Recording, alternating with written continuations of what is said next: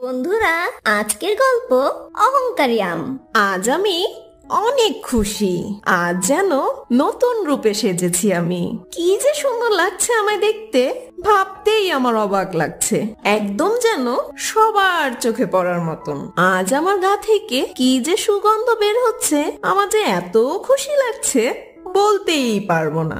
আজ আমার সুগন্ধে সবাই মুগ্ধ হয়ে যাবে। আর এইসব কথা ভেবে ভেবে পাকা আম নিজে নিজে খুব খুশি হচ্ছিল।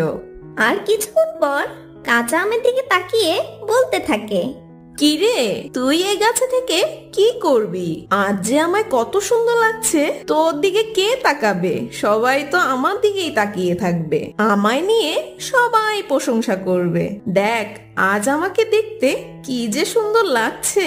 আর তুই তো সেই আগের রূপেই রয়ে গেছিস। তোর গায়ের রং আর গাছের পাতার রং একই, আর সেই কারণে তোকে তো কেউ দেখতেই পাবে না। তুমি কেন আমাকে এভাবে বলছো? তুমি আর আমি একই জিনিস। তোমার নাম যা, আমার নামও তাই।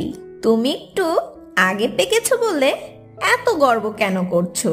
তুমি খুব অহংকার করছো তোমার রূপ নিয়ে। আর তুমি এত গৌরব করো না। কিছুদিন পর আমিও পেকে যাব, তখন তোমার মতনই আমি দেখতে হব।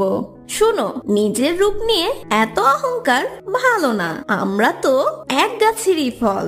আরে থামো থামো, তুমি চুপ থাকো। তোমার ভাষণ আমার শোনা লাগবে না। আর তুমি আমাকে উপদেশ দিতে এসো না। আমি তোমার কেউ না।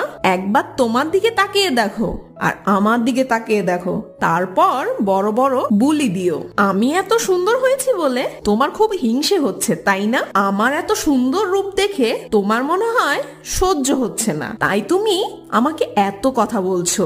তুমি এভাবে কেন বলছো? আমি এরকম কিছু ভাবিনি। আমি নিজেকে নিয়ে কখনোই অহংকার করি না, কেননা আমি যেমন আছি তেমনিই ভালো।